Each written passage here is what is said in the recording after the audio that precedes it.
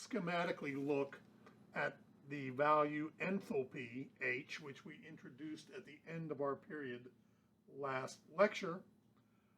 Let's look at it for a chemical reaction in terms of an energetic plot.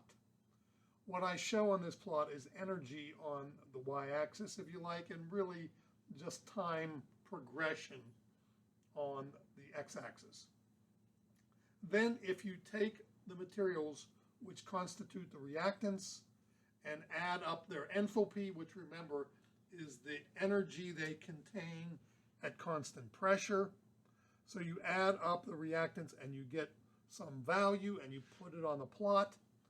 Then after the reaction is over, let me take the product molecules and whatever they are, how many there are, whatever, and I have a enthalpy calculator and I enter each into the enthalpy calculator and I get a final enthalpy value that I'm calling HF for the products. Then, because enthalpy is a state function, if I want to know the enthalpy of the reaction, I calculate the difference between the final state and the initial state. Delta H is HF minus HI. Now you see from the way I have plotted this that the total sum of the energy of reactants is a bigger number than the total sum energy of the products. So HF is less than HI. So when I calculate delta H as HF minus HI, I get a negative number. And as I did with Q earlier, remember in my other calorimetric or thermodynamic problems where I had Q equaled M SH delta T, with Q was negative, we called that an exothermic reaction, or energy is being released. The same thing is true here. I have my product molecules at lower energy than my reactant molecules. And what does that literally mean? The bonding relationships of the product molecules take less energy to build the bonds than the bonding relationships of the reactant molecules. To build the reactants takes more energy than it does to build the products. So where does this difference in energy go? Well, it is released to the surroundings. So when delta H is negative, there is energy to spit out into the environment. So for instance, let's take methane and oxygen as my reactants, and I calculate the energy it takes to build the methane molecule, CH4, and the O2 molecule from the atoms alone. Then I burn that stuff together and I make CO2 and water. And I calculate the energy it takes to build the product molecule CO2 and the product molecule H2O. Well, it takes less energy to build the CO2 bonds and H2O bonds than it took to build the CH4 and O2 bonds. So that excess energy is represented by the difference between the lower product and upper reactants. So delta H is negative.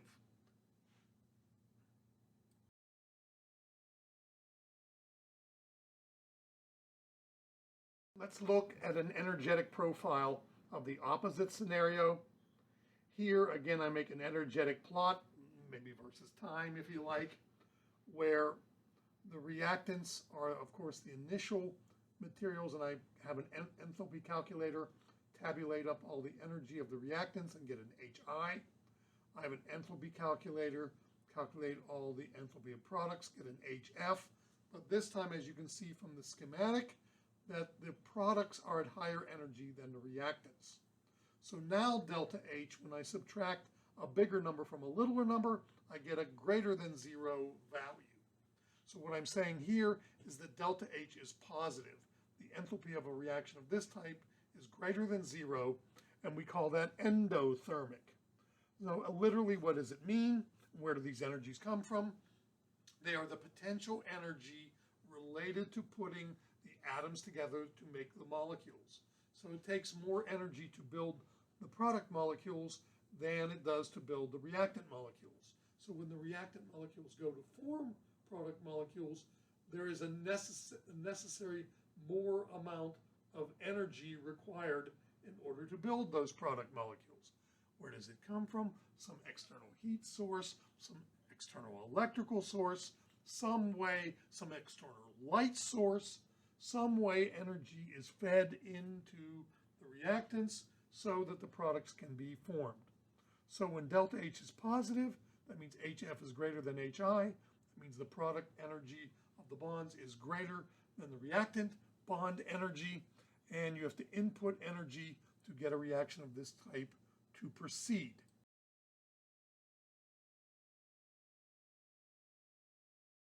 Let's look at the enthalpy of the physical change of making one material into another phase of that material. Let's define what we call fusion as being the change from a solid to a liquid. That might seem like a little bit of a weird name. When you fuse something, you melt it, is what we're saying. That really comes from British talk, if you like. You can think of it when you weld things, you fuse them together, and you weld them together by melting the material and then letting it solidify. In any event, fusion is melting, more commonly to us. And of course, to take a solid and make it liquid, you have to input energy. Delta H is greater than 0. Vaporization is evaporating material, changing it from a liquid into a gas. And of course, again, you must add energy to do that. Now, sublimation is the changing directly from solid to gas. Now, we're more familiar with water and how it goes through a solid to liquid, liquid to gas when it's changing phases. But given the right pressure conditions that the material is exposed to, you can force it to sublime, which is to go directly from solid to gas. All materials have certain pressures that if you expose them to that pressure, they won't change from liquid to gas, they will change directly from solid to gas. Now, one of the interesting things is, notice if you add the fusion and vaporization equation and think of the arrow as an equal sign, then the sublimation equation is sort of the addition of the fusion and vaporization equations. The symbolic variable liquid cancels on both sides of the equation, and the two equations sum. The X solid gives X gas.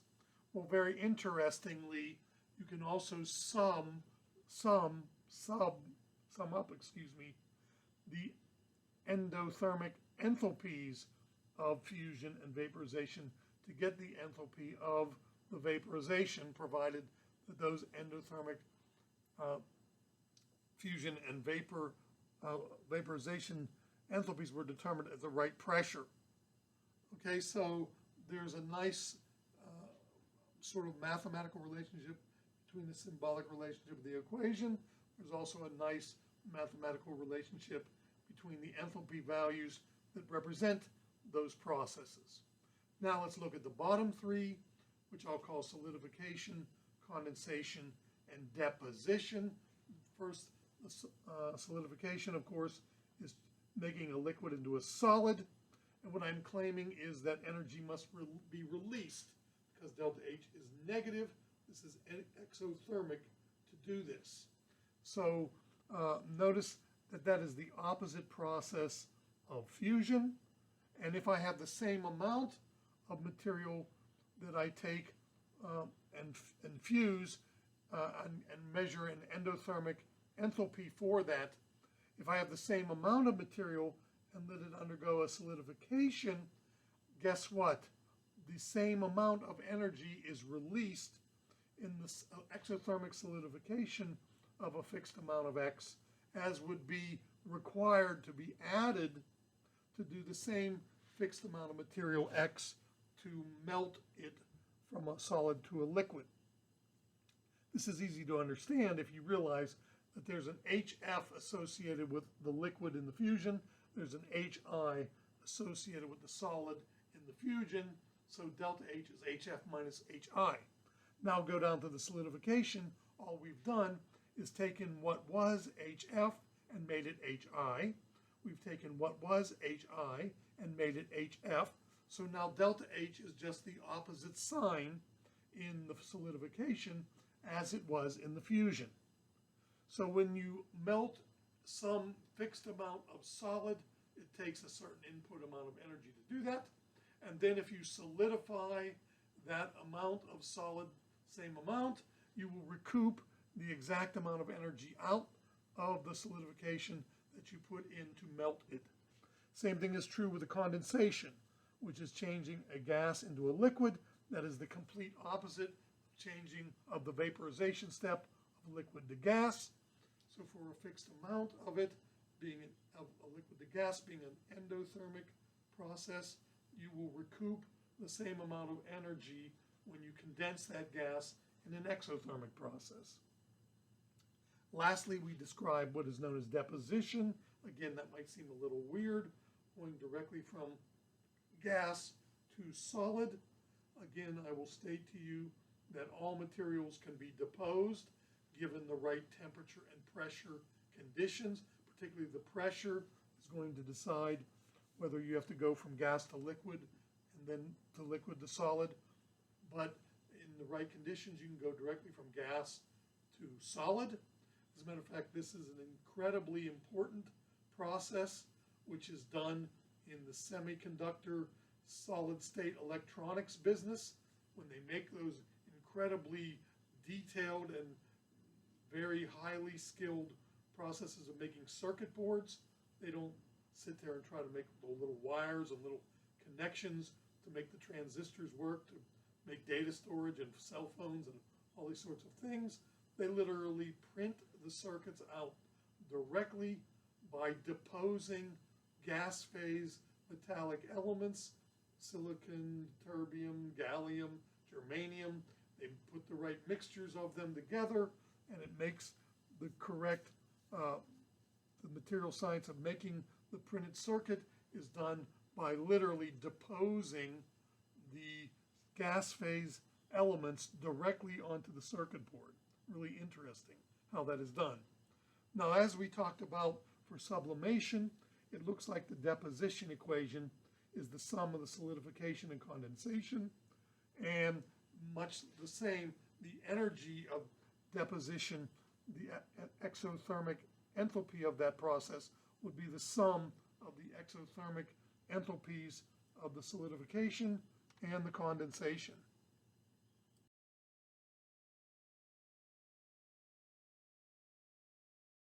Look at the consequences of H being an extensive function. Now again, let me remind you what it means to be an extensive function. Extensivity means scaling with the size of the system. If I double the system, you will double the amount of that property that you're measuring. Meaning, like for instance, like mass. If you double the amount of material, you double its mass. Volume, double the amount of material, you double its volume. Well, here what we're getting at is this is an energetic extensivity. Double the amount of material, you will double the energy it contains. And so this is very important when we go to calculate delta H of reactivity properties. Let's suppose I have a reaction where 3A plus 2B is becoming 4D plus 5E in the pot. But now instead in the same pot, I have 9 A's and 6 B's, making 12 D's and 15 E's. Maybe the first one is saying I had 3 moles of A and 2 moles of B in the pot, and I'm forming 4 moles of D and 5 moles of E. Now I'm putting 9 moles of A and 6 moles of B in the pot, forming 12 moles of D and 15 moles of E. Well, I have 3 times the amount of all substances. I will have 3 times as much HF. I will have 3 times as much HI. So delta H is 3 times as much change in enthalpy as I find in reaction 1. So if reaction 1 had an enthalpy of plus 232 kilojoules, reaction 2 has an enthalpy of plus 696 kilojoules. Now let's consider reaction 3 compared to reaction 1. Let's suppose instead of reacting 3 moles of A, I have 1.5 moles of A. Instead of reacting 2 moles of B, I have 1 mole of B. Instead of 4 moles of D, I have 2 moles of D product. Instead of 5 moles of E product, I'm forming 2.5 moles of E product. So across the board, I'm using 1/2 the amount of substance that I'm using in reaction 1. The enthalpy required to react that will be 1/2 the enthalpy required in reaction 1. So this demonstrates the extensivity connection between the number of moles of species reacting and the energy required.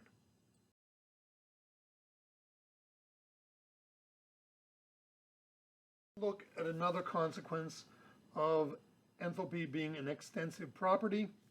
Let's look at the equation for the physical change that we call the vaporization of water. So I'm taking liquid water and making it into steam.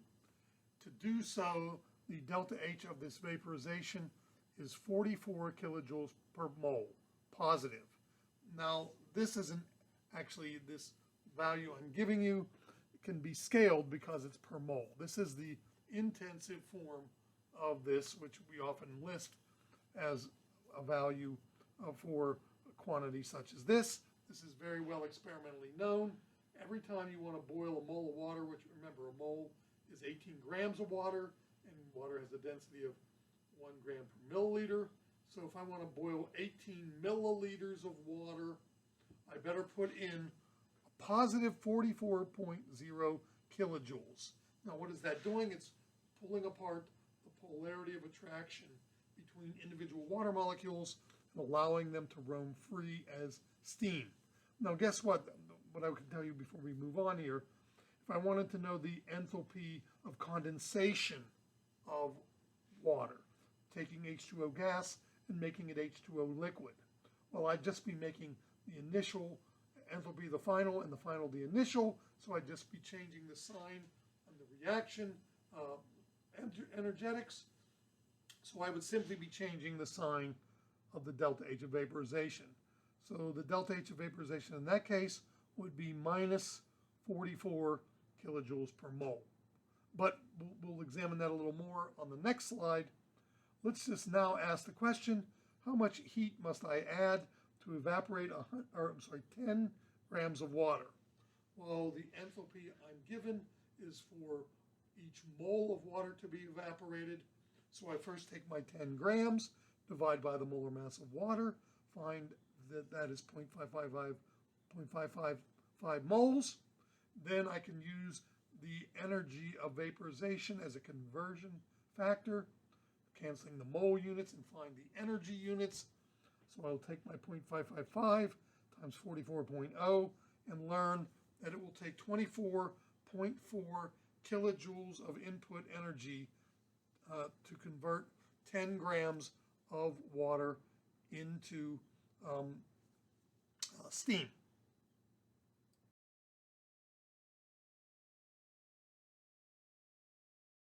Now let's look at the consequences of enthalpy being a state function. First, let's remind ourselves what it means to be a state function. It means that delta H is HF minus HI, independent of how you get between HF and HI. So with that in mind, let's suppose I do a certain reaction where I take 3 moles of A and 2 moles of B, and I form 4 moles of D and 5 moles of E as a result of that reaction. And someone measures that enthalpy, just like we found a couple slides back. Delta H1 is plus 232 kilojoules. Now, what would happen if instead of looking at that reaction, I look at 4 moles of D plus 5 moles of E, becoming 3 moles of A and 2 moles of B? Essentially, notice the difference between reactions 1 and 2. I've taken everything that was a final state value and made it an initial state value. I've taken everything that was an initial state value and made it a final state value.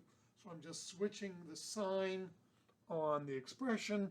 So delta H2 would equal minus delta H1. That would be minus 232 kilojoules. Now the third example combines the idea of extensivity and state function properties. What if instead in reaction 3 I take 1 mole of D and I take 1 1/4 moles of E and I form 3 3/4 moles of A and 1/2 mole of B. If I compare, well, I can compare one or the other. I can compare 2 to 3 or I can compare 1 to 3. If I compare 1 to 3, I have reversed the reaction, which changes the sign of the enthalpy.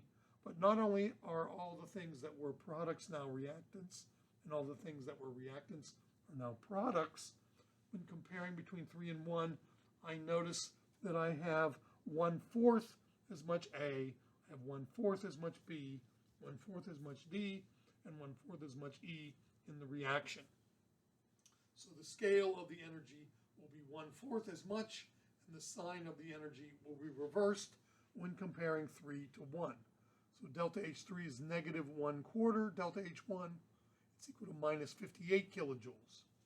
Now notice if you were to compare between 3 and 2, they're pointing in the same direction, meaning the reactants are the same and products are the same in those two. So there's no flop of sign, but there is 4 times as much stuff in reaction 2 as there is in reaction 3. So the relationship between H2 and H3 would be 1/4. If I take 1/4 H2, I will get H3 without changing the sign.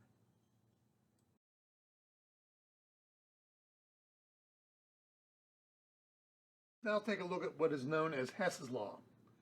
Hess's law states that what you can do is use the idea of extensivity and the idea of a state function to manipulate chemical equations to calculate the value of chemical equations that can be built from the starting chemical equations. So what I'm getting at here is, suppose I have a relationship in the laboratory where I'm able to determine how much energy it takes to form carbon dioxide from carbon and oxygen, and I'm able to do a study where I'm able to find out how much energy it takes to build carbon monoxide from carbon and oxygen. So if you look at 1 and 2, and I'm in the laboratory and I do some work, I find that it is an exothermic reaction to form carbon dioxide, taking carbon and O2, ripping their bonds apart of the O2, putting it back together into CO2, releases negative 393.5 kilojoules. Now if I take 2 carbons and 2 oxygens, put them together to make 2 carbon monoxides, again, that also releases energy, but when I measure it in laboratory, it releases 221.0 kilojoules. Now suppose I'm interested in burning carbon monoxide to make carbon dioxide. I'm interested in taking 2CO to make O2 and react it with O2 to make CO2.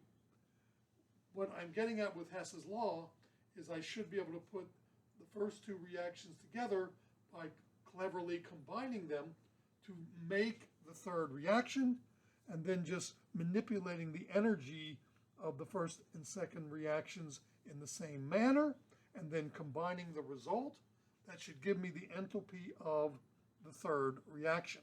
So on the next slide, we're going to manipulate reactions 1 and 2 to make them look like reaction 3.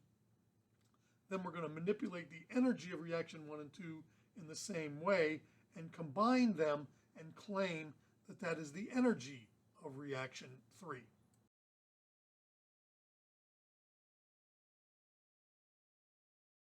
So at the top of this slide, I'm just repeating the 3 reactions from the bottom of the previous slide.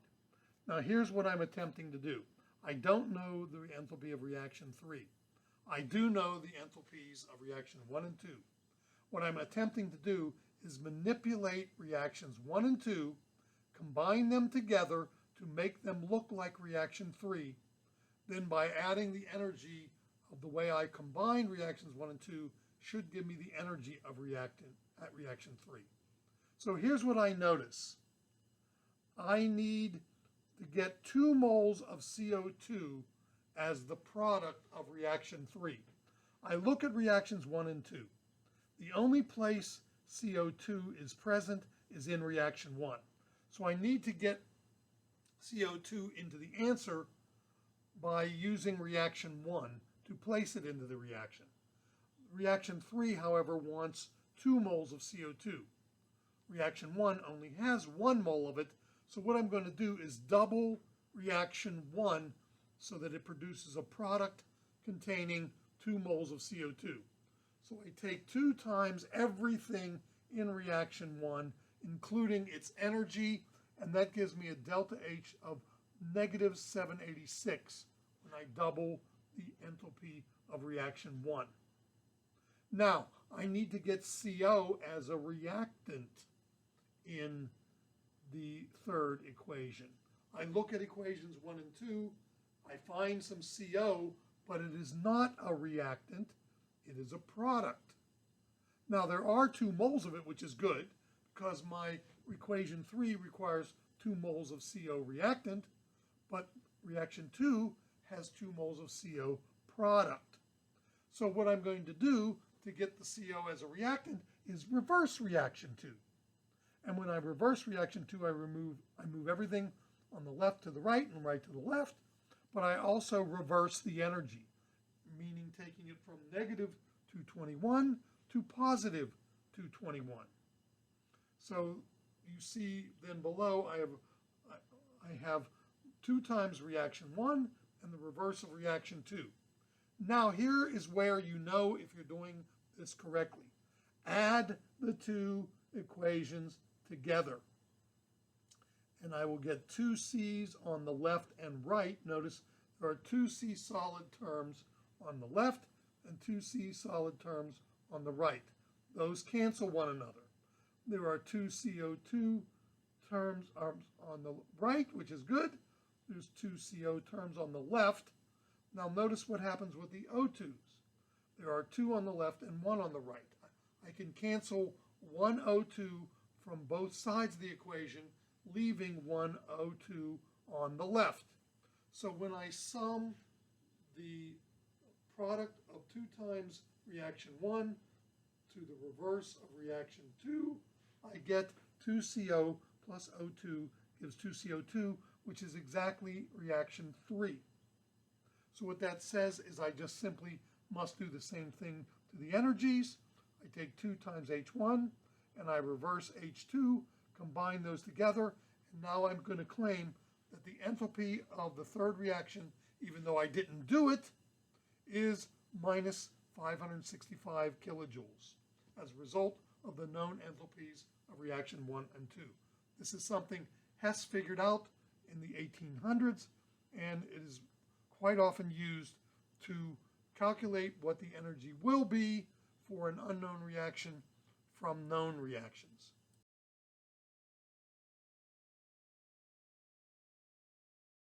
Let's look at another Hess's law example.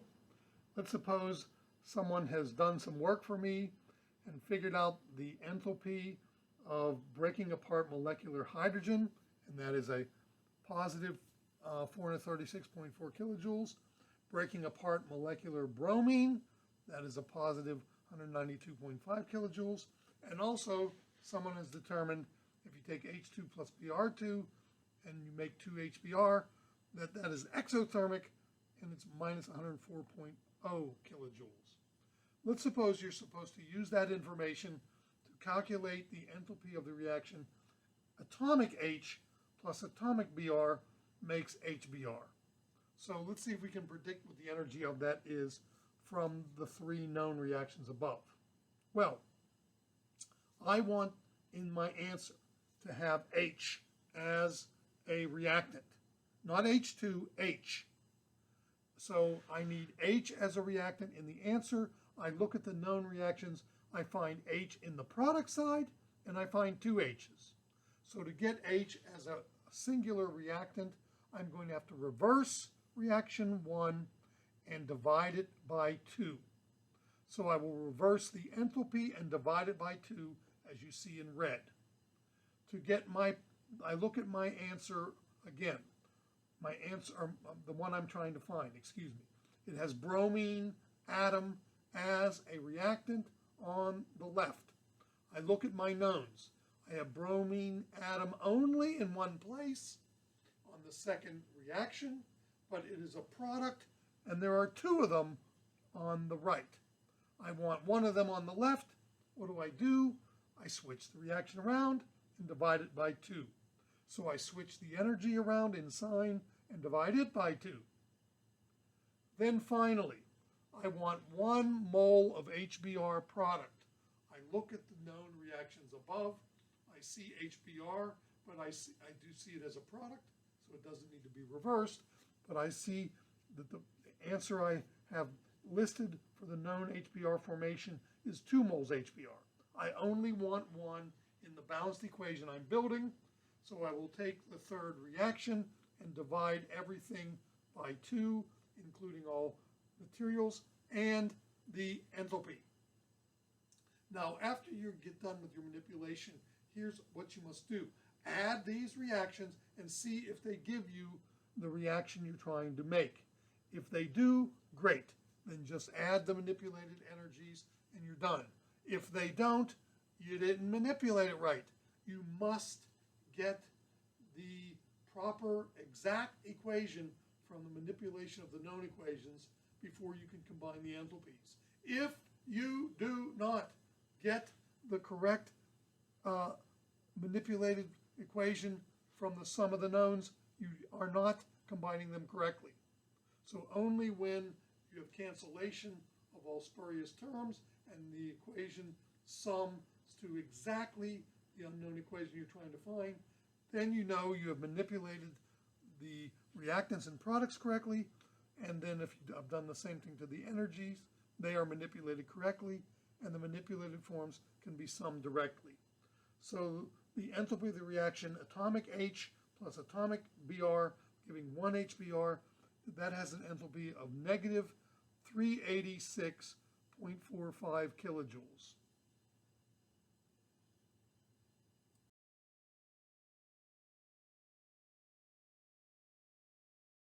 Chemists have taken the idea of Hess's law a little further and made a complete table of the energy it takes to build just essentially anything out there in nature that we want, and even the synthetic things that we have made by humans. We have taken the time to find out how much energy it takes to build those from the elements in their standard states, or how the elements occur in nature. These are called the so-called standard enthalpies of formation. So the standard enthalpy of formation is sometimes called heat of formation. That's what old farts like me call it. It's the energy required to form 1 mole of any substance from the elements that it's made of, and those elements must be in their standard states when you're building it. Now, why do we do this from the same common denominators? This is very important.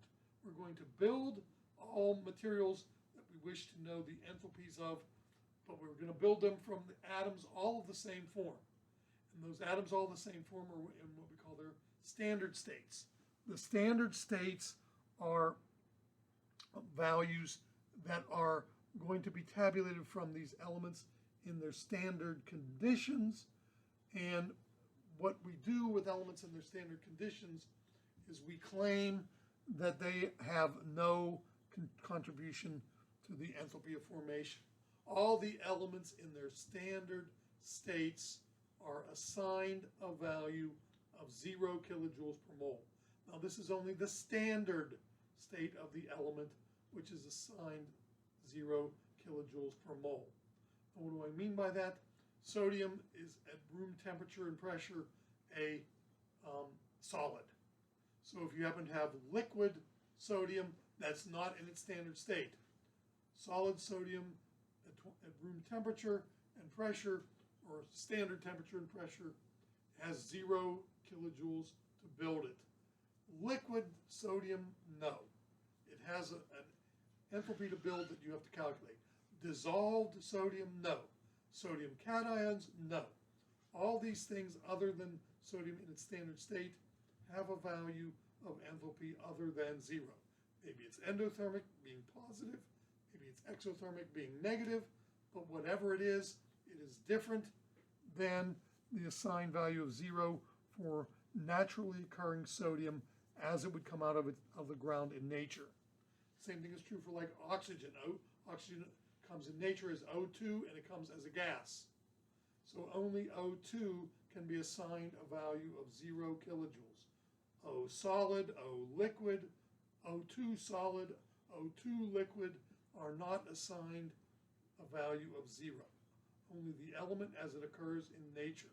Now, why are we so particular to assign 0 to this? Because of Dalton. It's Dalton's rule that if we now make everything built in the same way, we can cancel the energies of those elements. Now, here's what I mean. Dalton's rule for, in his atomic theory said, in a chemical reaction, atoms are rearranged but not created or destroyed, meaning there are the same number of atoms on the product side as there are on the reactant side.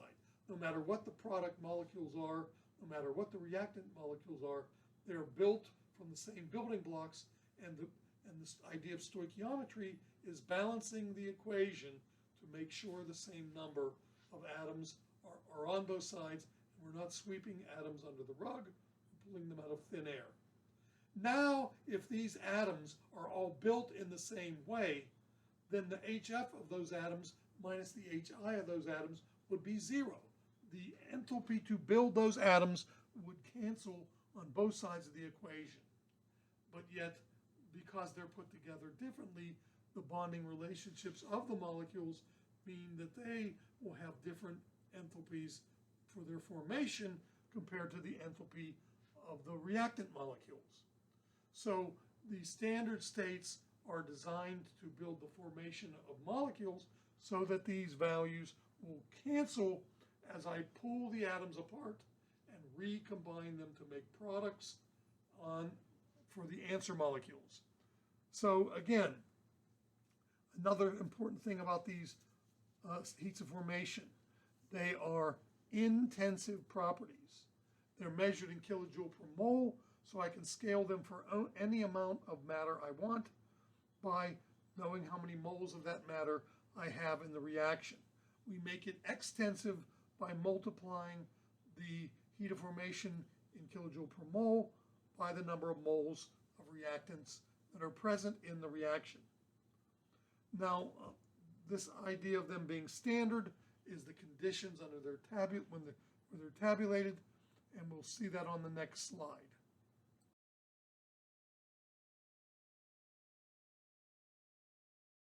Here I show a short list of some values of the standard enthalpy of formation for a few molecules.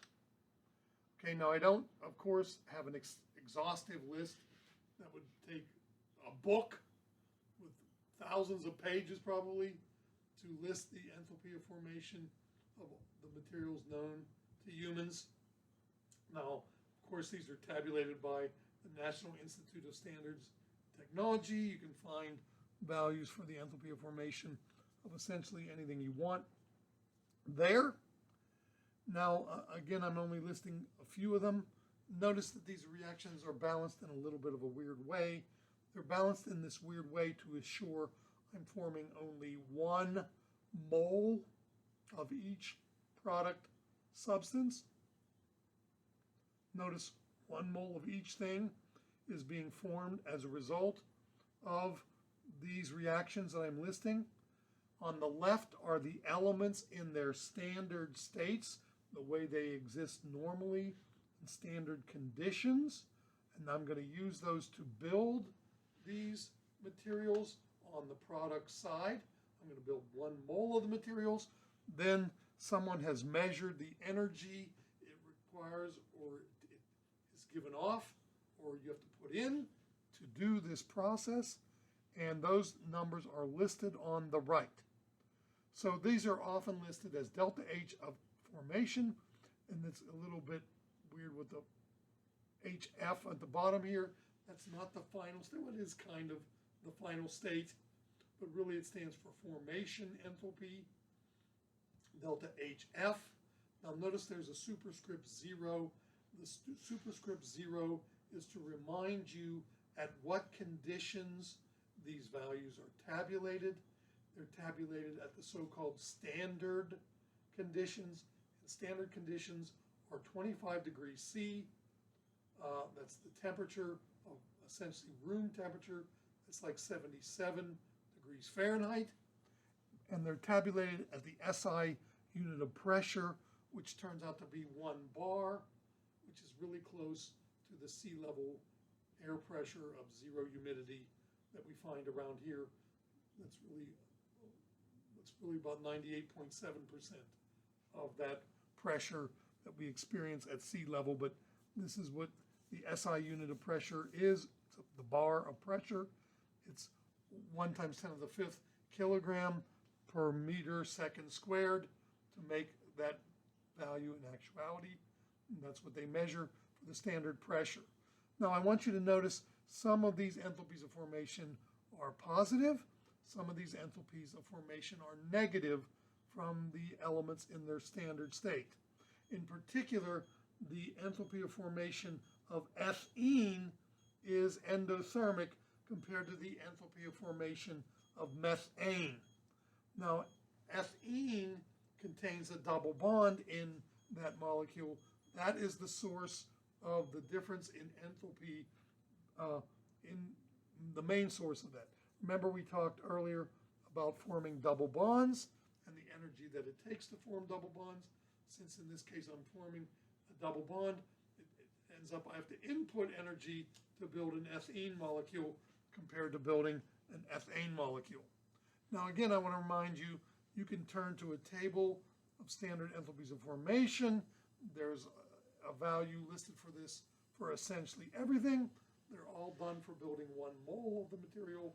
They're all done for building the elements from the elements in their standard states. And now I'm going to show you how to use these to calculate the enthalpy of any reaction that you wish.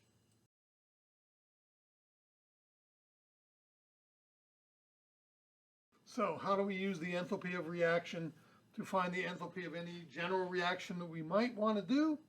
It's really quite a simple idea. You use the extensivity and state function properties of enthalpy in order to do this. So if I happen to have a general reaction that I show schematically as little a moles of capital A plus little b moles of capital B plus little c moles of capital C, giving products little d moles of capital D plus little e moles of capital E plus little g moles of capital G. Here's how I find the enthalpy of the reaction. I take the products minus the reactants because I'm taking the final state energetics minus the initial state energetics. Now the other key thing that you have to do is scale the values of the formation enthalpies by how much of each material you have in the balanced equation. So notice, what I'm going to show at the bottom in the red box is the recipe to calculate the enthalpy of the reaction I show above. The products are E and G, so I will sum those together, but I will scale them by the number of moles the products were D, E, and G. I will scale the sum of them by the number of moles of D and the number of moles of E and the number of moles of G. And then I will subtract that answer from the sum of the enthalpies of the reactants scaled by how much of each reactant I have. So I will multiply the formation enthalpy of A by the moles of A, the enthalpy of formation of B by the moles of B, enthalpy of formation of C by the moles of C, add those all together and subtract them from the sum of the enthalpies of the products, and that'll give me the enthalpy of the reaction.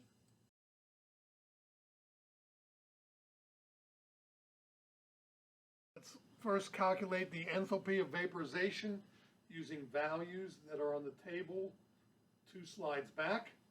So if you go 2 slides back, you can look up an enthalpy of formation of gas phase water. You can look up an enthalpy of formation for liquid phase water. And if I'm going to do the reaction H2O liquid gives H2O gas, the final state is H2O gas. There's 1 mole of it being formed in this reaction. So we'll take 1 mole times the value of the enthalpy of formation of the H2O gas, which is minus 241.8. Then I'll subtract from that 1 mole times the enthalpy of formation of H2O liquid, which is minus 285.8 kilojoule per mole that I find on the previous slide. So when I multiply those together and subtract them, I get a positive 44.0 kilojoules for the amount of heat energy I must add to change 1 mole of liquid water into 1 mole of water vapor.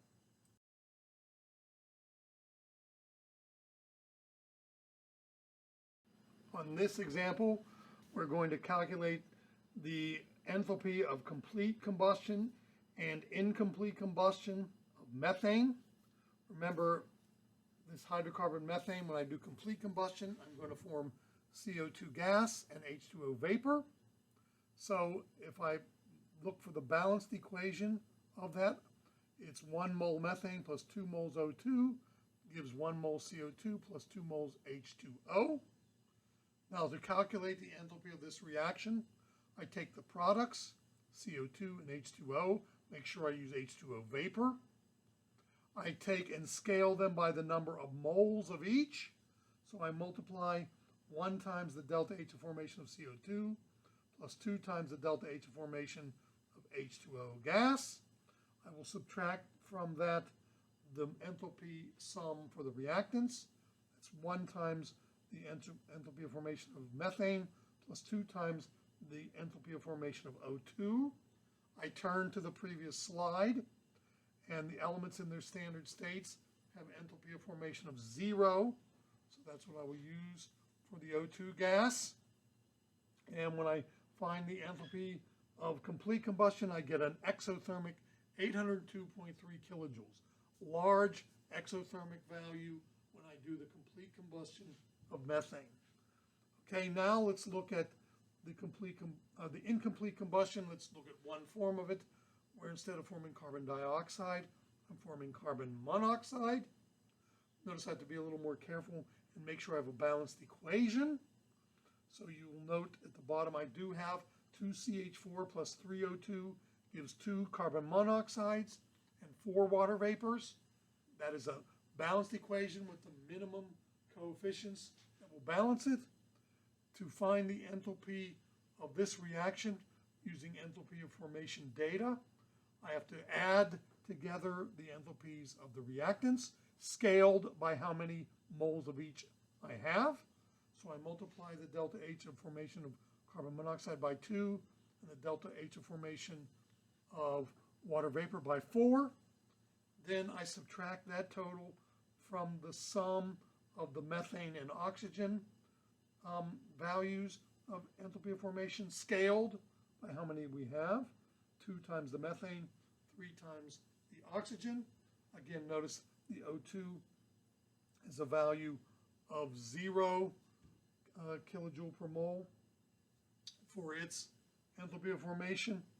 So when I total that up, I'm getting minus 1,038.6 kilojoules for that incomplete combustion process.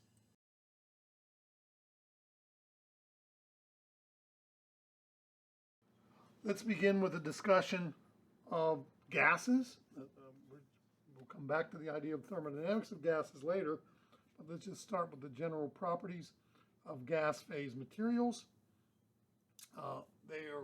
It's composed of particles that are separated by vast amounts of space. Of course, that's pretty obvious because you can pass right through them very easily, hardly knowing they are there.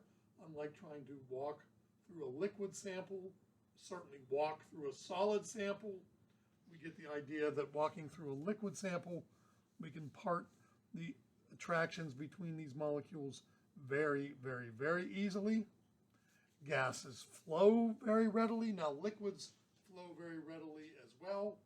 Things that are solid, they can be moved collectively together, but they don't have laminar flow where they move on top of, they slide over top of one another very readily like liquids or gases do. Gases, like liquids, also will take the shape of any container you place them in. They will spread out, unlike but liquids, unless you fill the container completely, they are pulled by gravity to the bottom of the container. Gases, when you place them in any container, they will spread homogeneously and evenly throughout that container. Gases are easy to compress. Liquids or solids cannot be compressed. We use the property of even liquids not being compressible in hydraulics, where you push fluids through tubes in order to do mechanical actions at the end of the tube. Now, we will also have a name for the gas phase in equilibrium to a liquid or a solid. That is technically called the vapor phase. That is the name given to a particular form of gas that is above a liquid or a solid.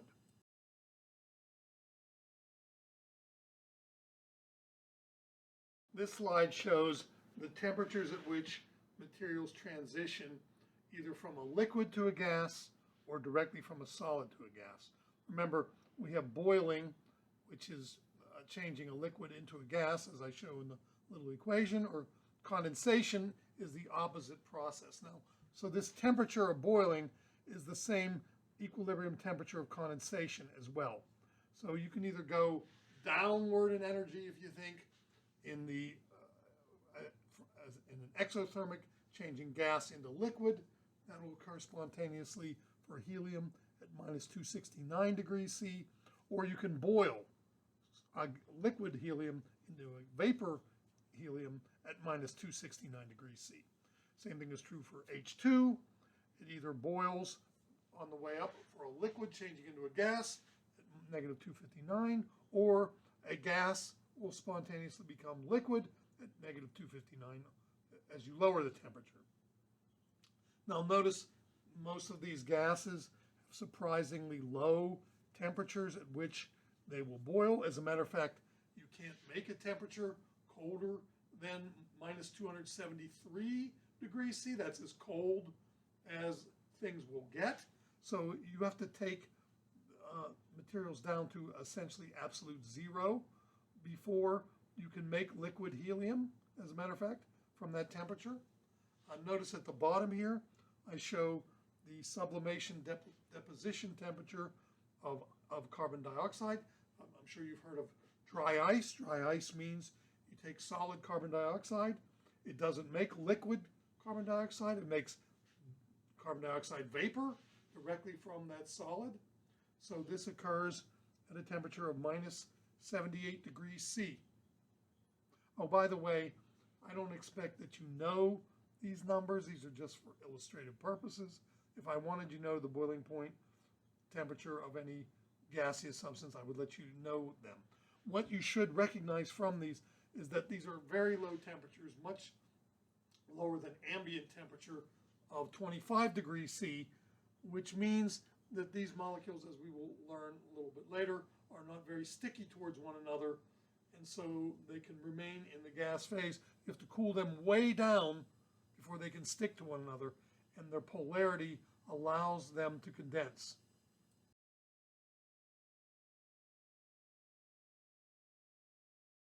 Scientists have developed a model of the gaseous state, and the easiest and simplest premise in which we can make a numeric modeling of the gas state is to believe that it obeys what we call kinetic theory of gases.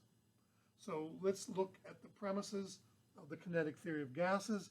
It can be summarized by 5 statements. First, the gas particles in this model, what we're going to try to build numeric models for, they're just hard spheres with no internal structure. So we don't know anything about protons, neutrons, and electrons. We don't know anything about charge.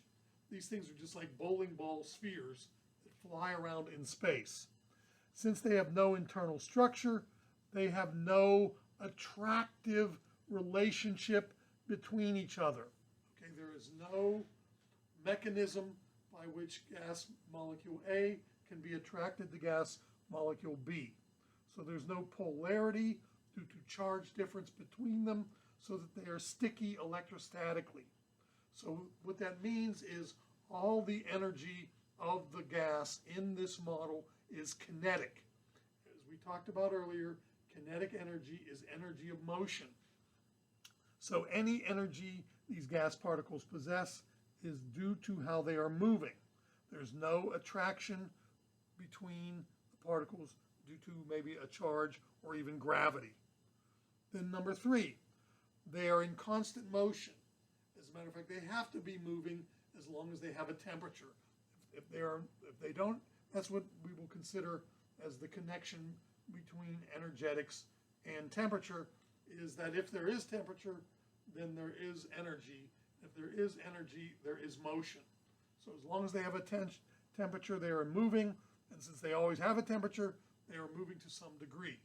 Now, as a matter of fact, this movement of the particles is absolutely, without question, completely random. Meaning, in a gas sample, for every molecule moving left and right, there's one moving up and down, there's one moving diagonally to the left, diagonally to the right. All directions of motion are exactly equally likely in the gas sample. Also, this idea of connection with temperature and motion is that if you heat up a gas sample and you could down nanoscopically look at the gas particles, they would be moving more dramatically.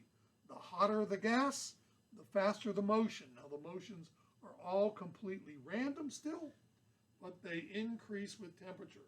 The colder you make the gas, the slower the particles in the gas state are moving.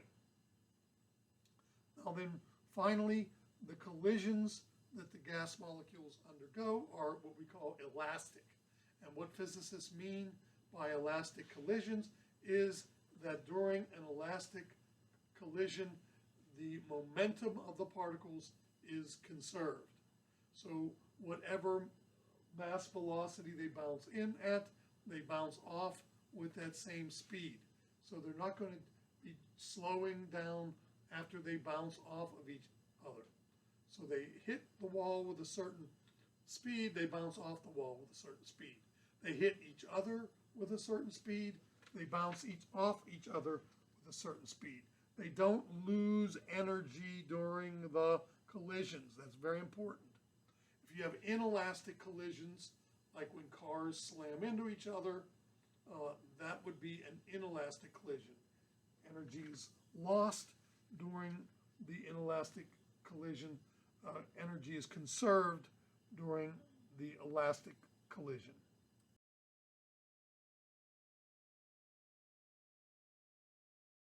So we're going to begin our model of the gaseous state by discussing the so-called physical state of the gas. And of course, remember, during the physical process, we are not going to change composition. So I don't have a reacting gas that I'm going to study here at first. I'm just going to do things to the gas which don't allow it to change composition. I might heat it, put it in a bigger container, subject it to a different push or pull, squeeze on it a little bit, do all these various things to them, but while I'm doing them, the gas is not changing into a new form. When I examine the physical state of a gas, I can do so by measuring one or all of 4 parameters. The 4 parameters which define the physical state that a gas takes are its pressure, volume, temperature, and amount. So let's mention the easier ones first, and that'll be volume, which is the amount of space that it takes up, which we will symbolize by V. We will measure it in terms of, if we were doing it as we should, we should measure it in cubic meters. And a cubic meter is a huge volume of a gas. So in a typical laboratory sense, we will not be dealing with the SI unit of volume of gas in cubic meters. We will more commonly deal with it in liters or milliliters. So those are the volume units we would use. Then we will say something about the amount of the gas we have present. Now we could do that by mass, but more typically what we do is we will measure the amount of gas we have present with the SI unit here. The SI unit of amount is the mole of gas. Remember, a mole of gas particles is an Avogadro's number of gas particles. So in 1 mole of gas, just like there is in 1 mole of any atom or molecule we have, 1 mole of gas particles is 6.02 times 10 to the 23rd things in the gas sample. That'll be 1 mole. The symbol we will give for moles is N. Now we will introduce 2 new parameters we all know about, but we haven't talked formally about. We did talk a little bit about temperature before, which we will symbolize by T. And now we're going to talk formally also about pressure, which we will symbolize by P. Now, when we measure the temperature, we will use either Celsius, as we have done in our thermochemistry unit a little bit ago, or we will introduce a new temperature scale, which we call Kelvin. We'll talk about that on the next few slides. Now for pressure, we'll measure its pressure relative to what the air pushes on us at sea level, and that is in atmospheres, or we will measure it relative to how a column of liquid mercury would push on us, and that will be measured in millimeters of mercury, or torr. So one thing I want to point out about these 4 variables is that they are not independent of one another. They are related to one another. As a matter of fact, if you measure any 3 of them, you will know what the value of the 4th is. So 3 of them can be independent. I can change, say, the volume, temperature, and pressure, but once I pick a value for those 3, then the amount of gas must be fixed. I could change the amount of gas, temperature, and the volume, and I can vary them up and down, but whatever I choose for those 3 values, they will occur only at one fixed pressure. So 3 of these are independent of the other, and the 4th is related to the value of those other 3.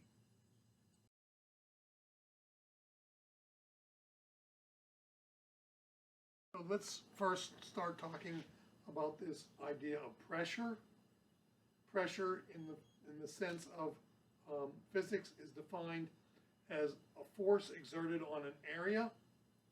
Now, if we look at the SI units by which we would measure force and area, the SI unit of force, which is really a term from physics, is a Newton, and a Newton is a kilogram times a meter times a second squared. And you can remember this, F equals ma, mass times acceleration, mass in kilograms, acceleration in meter per second squared will give you a Newton of units kilogram meter per second squared. To find pressure, you divide this force into the area over which it is exerted, and the area is the length times width, which measured in the SI unit of meters would give a unit of square meters for area. So if I divide newtons by square meters, I will have a cancellation of 1 power of meter in the numerator and denominator. So the SI unit of pressure is known as a Pascal with a symbol PA, and it has a base SI unit of kilogram divided by meter divided by second squared. Now it turns out that that's a very small amount of pressure. The SI unit of pressure that is internationally used in the weather community is known as the bar, which is 100,000 pascals. 1 times 10 to the 5th pascals is 1 bar. So we typically measure pressure, at least when we're using SI units, in that form. Now, more commonly, though, we scale pressure relative to what we're familiar with. And what we're familiar with is how the air pushes on us at sea level. And how the air pushes on us at sea level we call an atmosphere of pressure. So if you take dry air, meaning no humidity, so it's only the air molecules present pushing on you, and you take it at 25 degrees C, and you're standing basically at New Orleans, which is at the level of the oceans, then the air will be pushing on you with a force per unit area of 1 atmosphere. Now, another commonly used unit to measure pressure that we will describe in much greater detail later is if you pile up a column of mercury, which is much denser than air, then this column of mercury will push down upon you. And the push of this column of mercury, when we measure it, can be used to define pressure.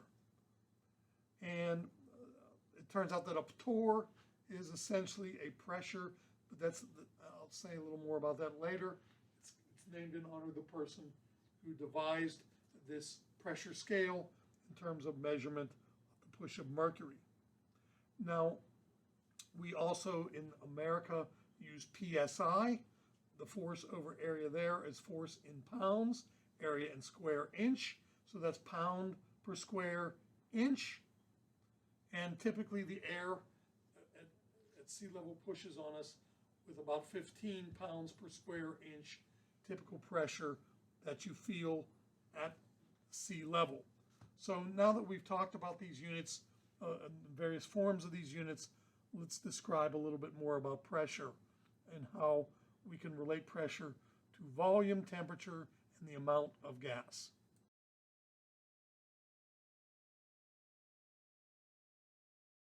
Let's talk a little bit about the connection between kinetic theory and pressure, and let's try to do this by doing a little thinking experiment about the behavior of a balloon. So let's say I inflate a balloon, or I have a balloon which is inflated to a certain volume. Now let's consider nanoscopically what is going on in the balloon. First, of course, there are particles running around in the balloon. And according to the kinetic theory, they are running around dependent on the temperature. The hotter I make the balloon, the more rapidly the molecules are moving around inside the balloon. The other thing that kinetic theory tells us is that the motion of these the particles of air in the balloon are moving around equally likely in all directions. So as they are slamming into the walls of the balloon from the inside, we know then that the pressure on the inner wall of the balloon is the same at all points. Why? Because there's an equal likelihood of the molecules moving in each direction, and they all have a speed proportional to their temperature, so that the force pushing on the inside of that area is the same on every bit of the surface. So then let's consider what's going on the outside. There's also air on the outside. It's running around outside the balloon and also striking the outer wall of the balloon. Again, the molecules of air on the outside are moving completely randomly, so they're striking the outer walls of the balloon completely equally in all points on the outer surface of the balloon, so the pressure on the outer surface is the same at all points. Now, the next thing we should recognize is the fact that the push on the outside must equal the push on the inside, otherwise the balloon would be expanding or contracting. As a matter of fact, when the balloon is expanding, then the inside is pushing out greater than the outside, and the walls move outward. If the outside is pushing greater than the gas on the inside, then the walls on the outside will, the sum of Newton's forces would say that the net force is in the direction inward, and the walls will accelerate inward, so that the walls will move in when the pressure outside is greater than inside.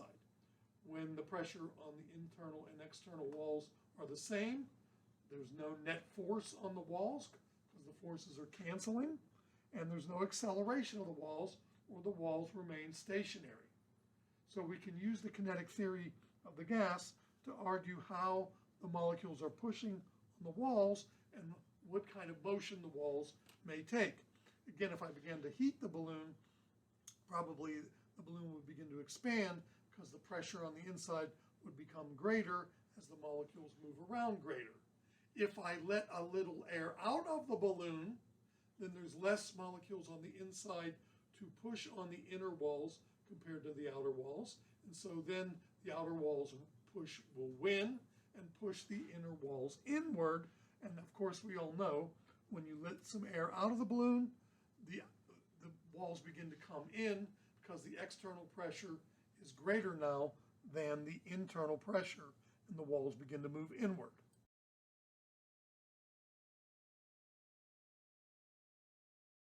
Let's say a few words about the individual who figured out a methodology by which we can measure pressure. And that fellow was Evangelista Torricelli, who lived in the 17th century. As you can see there, he was actually the apprentice of Galileo. Him and Galileo did some very important experiments. Galileo was an incredibly great physicist, probably the greatest superseded only by Newton. Probably before Newton's time, Galileo was the greatest physicist ever. And Torricelli worked with Galileo. They worked on measuring the speed of light, and they worked also on gases, as many of their contemporaries did. And what Torricelli was able to do was to develop something known as the barometer, which is a device we can use to measure the pressure that a gas is exerting.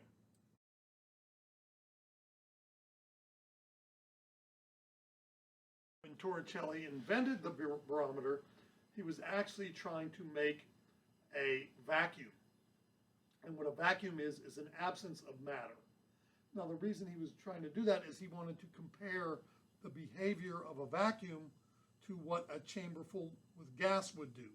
So what he wanted to do was make an empty chamber with no gas in it so that he could do experiments on it, so that he could then do the same experiments to a chamber filled with gas, and then he could look at the differences between the behavior of the chamber filled with gas relative to the behavior of the chamber containing no gas.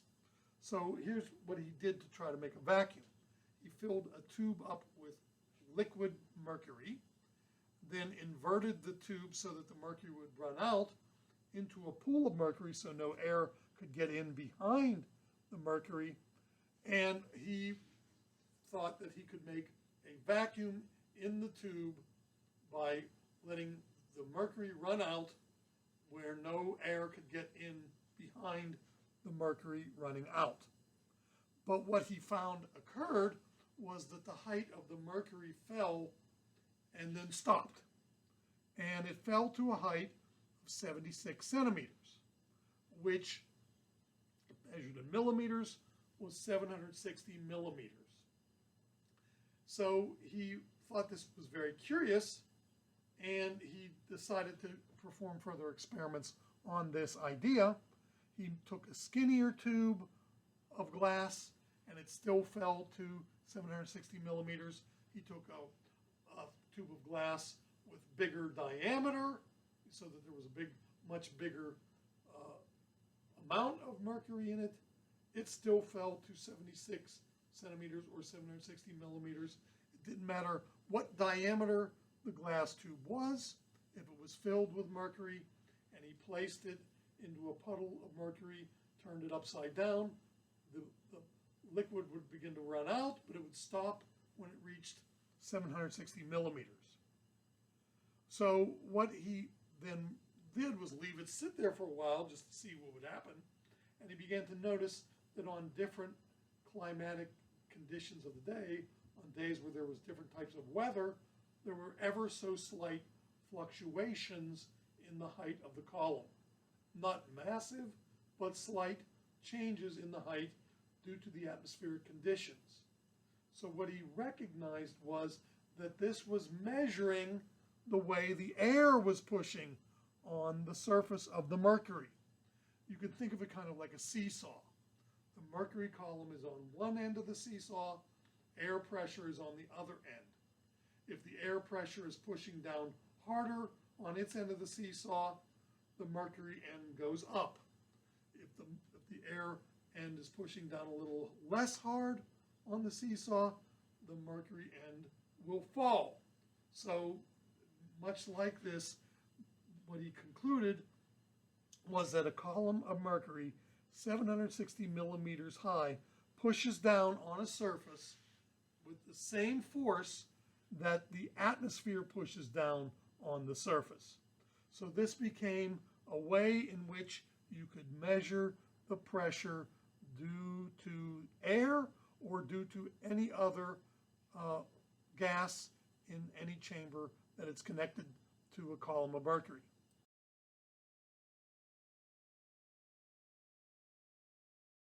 So Torricelli's conclusion was that you could measure the pressure of any gas, but in particular he was looking at the pressure of the atmosphere based on how high a column of mercury would push down the same as that air would push down. And he came to the conclusion that 1 atmosphere of pressure was a column of height 760 millimeters of mercury. Now that's true to 3 significant figures. What was done to honor Torricelli was that this pressure was made in his honor, the unit torr, and it was found that 1 atmosphere of pressure was 760 torr exactly. And if you instead made this into a column of water, water being about almost 14 times less dense than mercury is, the column would have to be 14 times as high, roughly. And the column of water that would stand up, equaling the atmosphere, would be 1 atmosphere is 10,330 millimeters of mercury in height.